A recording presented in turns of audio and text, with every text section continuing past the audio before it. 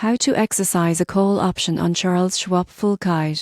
Most people get this wrong, but exercising a call option on Charles Schwab is easier than you might think. You won't believe how quickly you can convert your options into shares and potentially lock in gains. First, log into your Charles Schwab account and navigate to the Trade tab. From there, select Options to view your current option contracts. Look for the call option you want to exercise. Before proceeding, make sure you have enough funds in your account to cover the purchase of the underlying shares. Exercising a call option means buying the stock at the strike price, so your buying power needs to match the cost. Once ready, click on your call option contract and select Exercise. Confirm the number of contracts you want to exercise. Remember, each contract represents 100 shares of the underlying stock. Double-check all details before final confirmation. After submission, Charles Schwab processes the exercise request. Your account will reflect the new shares and the cash for the strike price will be deducted.